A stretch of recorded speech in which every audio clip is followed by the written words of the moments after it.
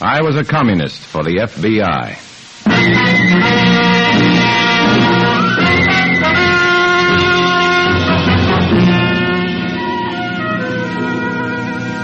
Starring Dana Andrews in an exciting tale of danger and espionage. I was a communist for the FBI.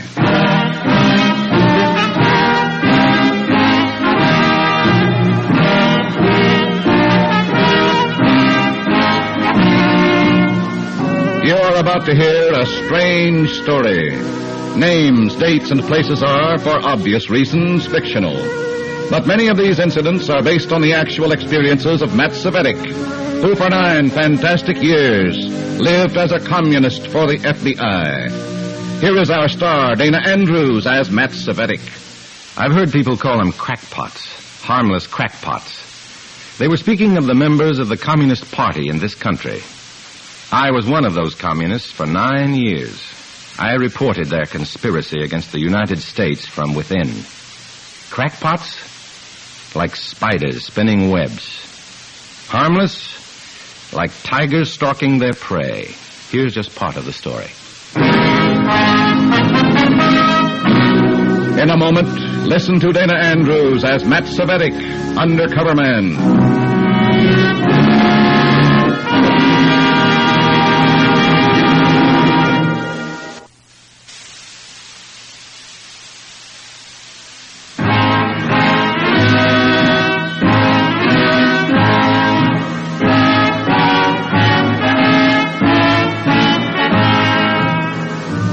Here is Dana Andrews as Matt Cvetic, undercover man. This story from his confidential file is marked, A Riot Made to Order.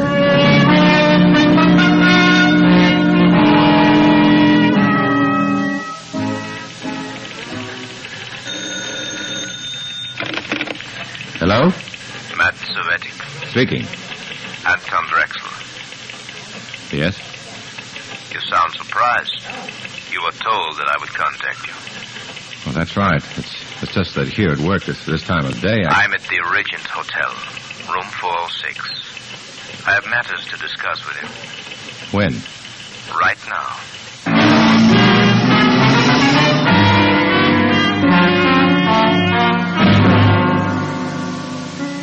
That's how you received your orders in the Communist Party. Anytime, anywhere. And you obeyed to the letter, right now. I got up from my desk, and there were a dozen pair of eyes watching me. Communist eyes. Some I had put in this department of the United States Employment Service myself. But I knew there were others, watching, reporting. Had I shown any aggravation, any irritation, Drexel would have known about it immediately. I walked out with a smile, the perfect, obedient slave on the way to his master.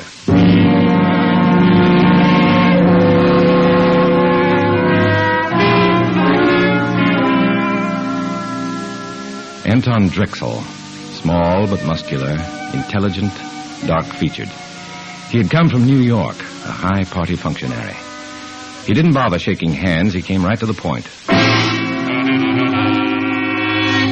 Comrade Cvetic. Comrade Drexel. You are satisfied that I am Drexel? I'm satisfied. You've never seen me before. You are too easily satisfied. Comrade Adams told me you would contact me. You did. That's good enough for me. The party isn't in the habit of making mistakes like that. Neither is the FBI. What do you want me to do, comrade? Throw you on the floor? Search you? Check your fingerprints? Wait for word from Moscow? What do you want? You have a temper, Comrade Cvetic. I don't like talk about the FBI. You agree that we must be as careful as they are? Any party member knows that. What mistake did I make? You made none. I didn't accuse you of any. I'm sorry. I was wrong.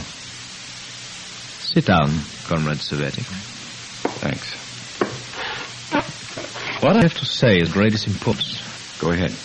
Our leaders feel it's time for us to have publicity. Sympathetic publicity in the capitalistic newspapers of this country. Is that clear? Yes, comrade. A large meeting of the party members will be held in the hall 2 nights from now. It will be attended by the rank and file. Comrade Adams has the responsibility of filling the hall. I see. At a signal, the meeting will be raided by the pickets outside. There will be a riot. Comrade Grotzinov and a sound truck will set off the riot. A question, comrade. Yes. We've had many such meetings before, and none was ever picketed. Where will they come from this time? The Cargus Manufacturing Company nearby. Our comrades in the plant have done their work well. They cry, "Stop the commie rats before they take over the country." Those stupid workers are filled with patriotism. They'll turn out by the hundreds. The riot cannot fail. And after the riot, we blame the fascist police, the citizen Gestapo who interfered with our rights of free speech and free assembly. Exactly. Our comrades become martyrs. Others will rally to our cause in sympathy. Why do you tell me this, comrade? Everything is arranged. There's nothing for me. Oh, on the contrary. Everything depends upon you. You are responsible for the boys of the Control Commission, Comrade Cvetic. They will mingle with the pickets, inciting them. At the signal, they will lead them into the hall. This riot cannot fail. But our own comrades in the hall, unarmed, they might be killed. Should anything so unfortunate occur, it will be to their glory to die serving the party. You are under orders, Comrade Cvetic. I shall execute my orders, Comrade Drexel. Anything more?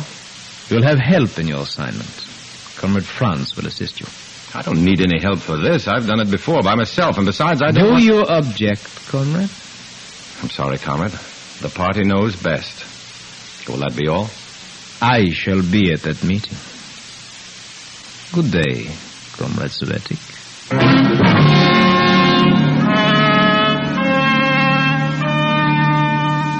That was all. Just arranged for several hundred human beings to have their skulls cracked, their teeth knocked out. It was like sending invitations for a banquet of death. I walked down the hotel corridor from Drexel's room to the elevator. I had to get to a phone, call my FBI contact. Hello, Comrade Cvetic. Remember me? He seemed to come out of the woodwork, like a termite. Otto Franz, my assistant. Had I protested too much at the meeting with Drexel? Then it hit me. Otto Franz had been arranged for before the meeting. Why? I didn't need any help on this job, and they knew it. But what else did they know? And what was Otto Franz? A tail or a hatchet man?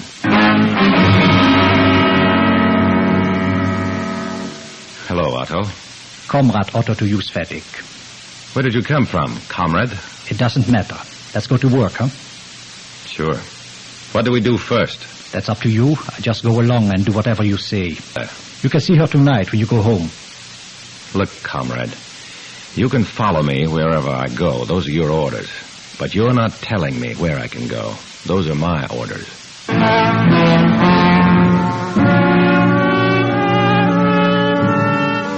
Otto Franz, party liner, faithful hound.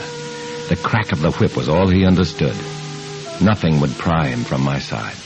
He had his orders, and so had I. We took a cab, and I gave the driver an address. Did you move to a new place, comrade? I'm going to see my doctor first. Something wrong? My stomach's been upset lately. Maybe you're nervous. Maybe. I got some powders I take for my stomach. Got them right with me. How about some? I'm paying the doctor. I'll do what he says. Just wanted to save you some money, that's all. Thanks.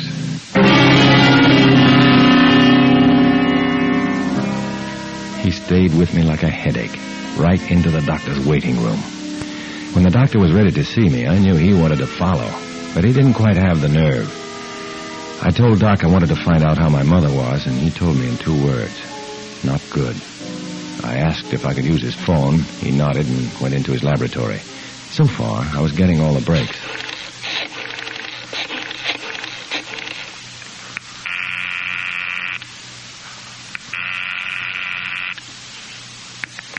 Miller speaking. Randy Fletcher. Go ahead, Matt. They're staging a riot at Liberty Hall day after tomorrow. Several hundred party followers in the hall, and that many pickets or more outside. On signal, the pickets raid the meeting. Go ahead, Matt. Go ahead. It's up to you fellows now. You've got to stop this thing. We can't move in on anything like this, Matt. I'm afraid you'll have to carry the ball on this one. Look, I've got a tail on me right now. Everything's been set. What do you expect me to do? I'm I'm sorry, Matt. Yeah, but this is your... Yeah, I know. It's my baby.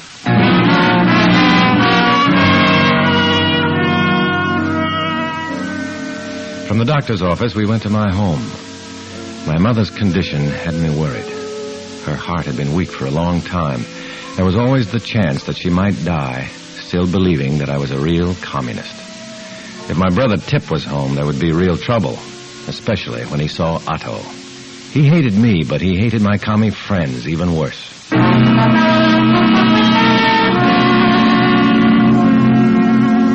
Tip wasn't there. I almost felt good. The little breaks were coming my way, but I needed a big one, real big. Otto showed a rare streak of decency.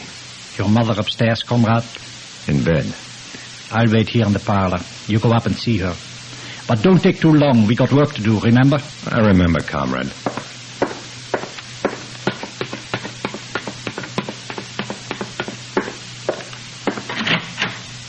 Ma? Mom. Oh, Matt, you all right? Sure, Mom, I'm great. But what's this I hear about you? Oh, with me is nothing. Just a little tired. You the one I worry about, Matt.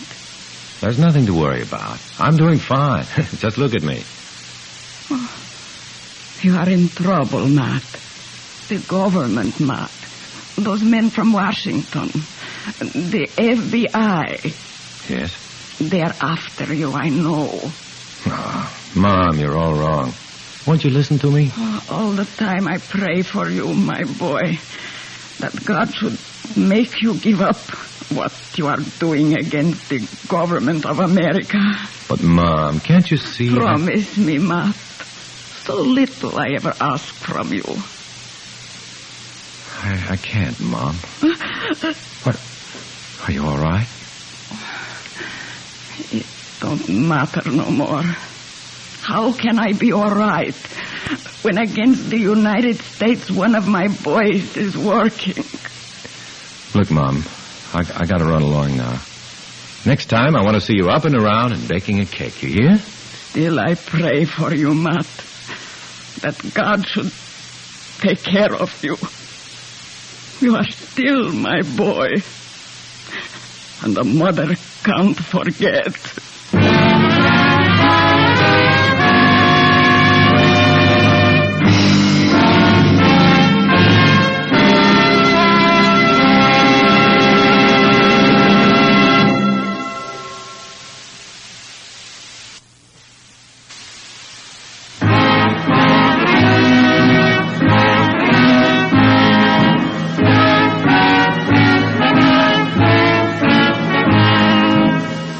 Back to Dana Andrews, starring as Matt Cvetic in I Was a Communist for the FBI, and the second act of our story.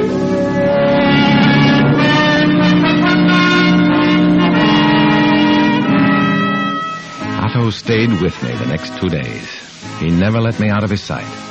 We took a hotel room because I told him my mother was too ill and I didn't want to bother her at home. Why was I given this insignificant job and a guard? Did they suspect I might sabotage their riot if I had a chance? In 2 days, I hadn't been able to think of a single plan. And then the phone rang. That's the phone, comrade. It's for you. You amaze me, Comrade Franz. You must be psychic. Answer it. Yes?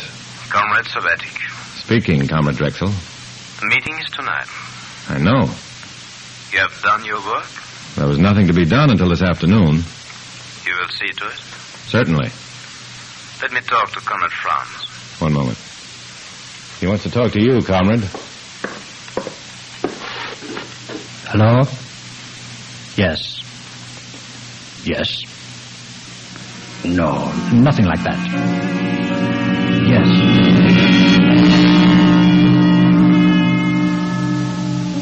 Drexel knew where to call. I hadn't told him, and Otto was with me every moment. Were they watching both of us? Or had Otto somehow given me the slip? I shuddered. One mistake was all you ever made in a spot like this. Your first and last. He was watching me, still talking at the phone. Yes, comrade. Right.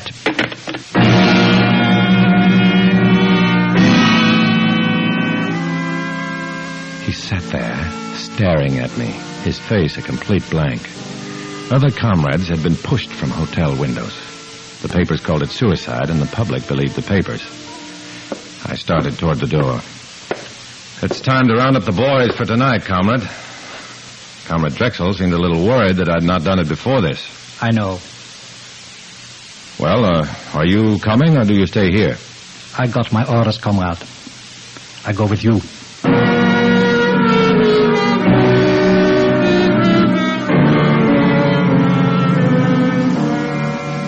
The goon squad I picked for this job was just like all the others, maybe a little more so. Muscle men, powerful guys, and deadly. We met them in the back room of a cheap restaurant, 24 of them, maybe a few more. Okay, comrades, let's have it quiet. You'll gather tonight at 8 o'clock in the street in front of Liberty Hall. Pickets from the Cargus Company will be on hand before you get there. Wear your regular street clothes so as to look just like the other pickets. Mix with them, but stay away from each other. And get this, no guns. I'm going to say that again. No guns. You can use brass knucks, lead pipe, and a newspaper, or saps. You've got plenty to work with, but no guns. A comrade in a sound truck will be yelling for a peaceful picketing with no violence. It's your job to make the pickets forget him and raid the meeting and start the riot. Okay, that's all. Nice work, comrade. Thanks. Comrade Drexel will be pleased.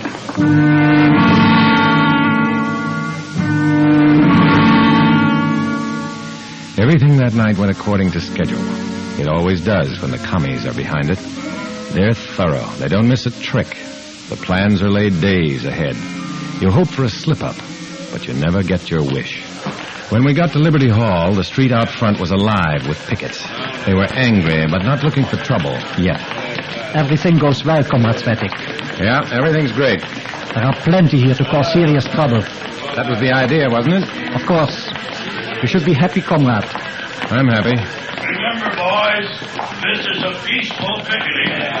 We want law and order. Let's have no violence. This is a protest against those commies inside. This is the United States, where we do everything by ballot. Keep it peaceful, boys. Keep walking around. Let's make it legal. Comrade Gratzinov is doing his work well. Yeah. Have you seen any of our goons caught around? Several. There's one.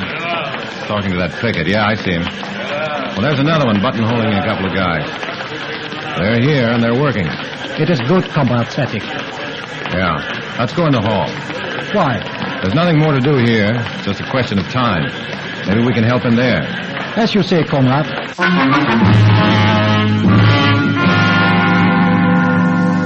Inside the hall, everything was proceeding according to schedule. There wasn't an empty chair in the place. It was like a sheep pen, with Comrade Adams, the ringleader, on the stage leading them to slaughter. And there you have an example, comrades, of this freedom America boasts. Right outside these doors, a mob of pickets, the fascist police of the United States, are protesting our right of free assembly. That's why we are here tonight, to protest this wanton usurpation of our rights, to demand what our forefathers... The party line, the same old hogwash. And they believed every word of it. Then I heard the crowd outside getting nastier. It was almost time for my goons to lead them in. I began to sweat. There must be something I could do. There must. And then a wild idea hit me. I turned to Otto. Comrade France, lock the front doors. Are you crazy? Do what I say. But why? You sap. If a mob walks in through an open door, they're liable to start talking things over. Make them break down a door and there's no talk, just violence. That's a smart idea, comrade. I'll do it. Locking the doors was just a stall for time. I wanted to get at the automatic sprinkling system, backstage. I got there just in time to meet Drexel and Adams and the rest of the big shots on their way out the back door. They weren't risking their skins. Congratulations, Comrade Cvetic. You've done your work well. We shall meet in my hotel room as soon as this is over. Comrade Adams and I go now. Come along, Cvetic. We've set the fuse, now let her blow. I'll wait for Comrade France. He's out front. Good. Make it so.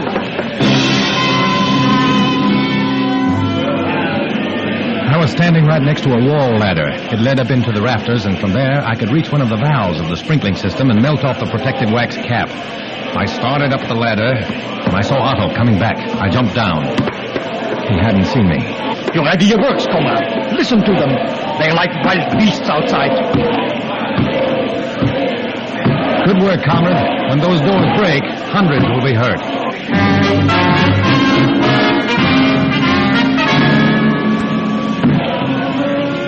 He turned and looked out at the hall. I gave him the heel of my hand at the base of his neck. He went down in a heap and stayed there. I shinned up the ladder and held my lighter under the valve. No one saw me. The commies inside were panicked. They didn't know what to do next. The pickets were stopped at the door, but it wouldn't be for long. I heard the door go. I heard the pickets crash through. I had to stop this somehow. Lives depended on it. I broke out into a sweat. Would that valve never melt? I held the flame closer. And then the valve melted. The water rushed through the pipes and it rained all over the hall. A hard, cooling, steady rain that could put out fires. A rain that could put out a riot. I came down the ladder. Otto was still on the floor. The commies had found the back exit. They were pouring out like drowned rats. The pickets were backing out the front door. They didn't want any part of that flood. The riot had come a cropper.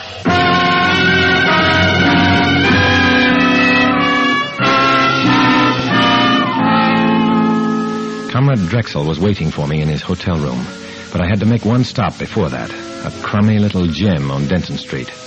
I knew the owner, Mac, a hulking, punch-drunk ex-pug. He knew me slightly. He never asked questions. When you can't think anymore, there's nothing to ask about. Listen, Mac, I haven't got time to argue. It's a matter of life and death. I want you to go over my face, and go over it good. With gloves, huh? No gloves. Bare fists. I gotta look like I was really beat up. Blood, too? Yeah. Everything I'd get if 4 or 5 guys jumped me. Well, it might hurt you. I told you this is a matter of life or death. Now go ahead. Well, okay. Just as a favor. No hard feelings. No hard feelings.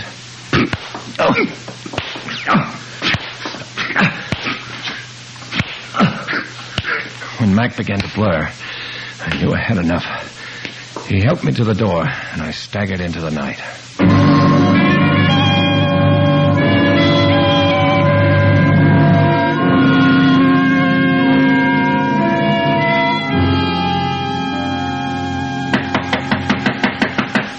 Come in. Cvetic. There he is. He slugged me and turned on the water. Silence.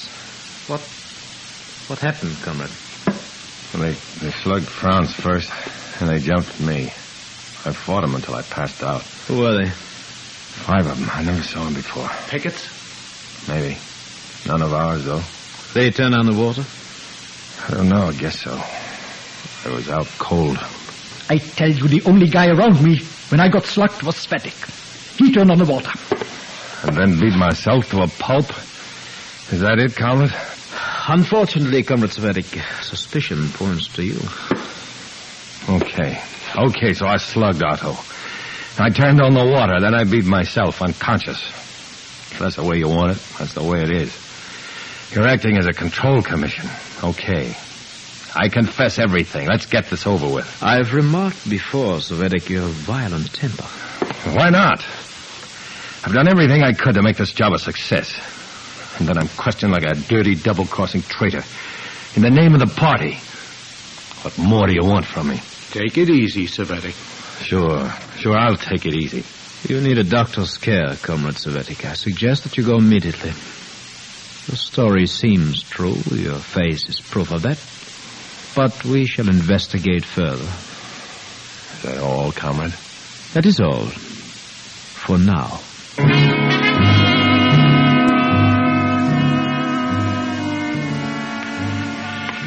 I left the hotel, and I felt good inside in spite of the pain. I had stopped a riot.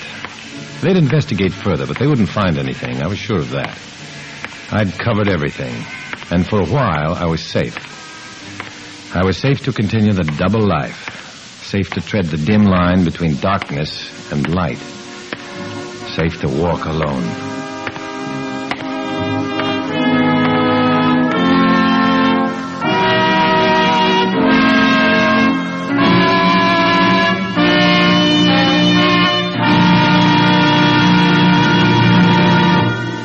Dana Andrews will return in just a moment.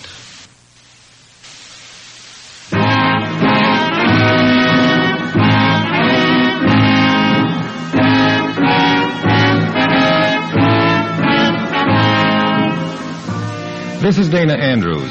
These stories, many of them based upon actual events and happenings in the real-life experiences of Matt Cvetic, are brought to you in order that you may be aware of the insidious working from within of the Communist Party. Our greatest danger lies in being unaware. Our greatest safety in a knowledge of what we are fighting against. For this reason, I urge you to listen again next week when we will dramatize another exciting adventure from the official records of Matt Cvetic. Join us then, won't you?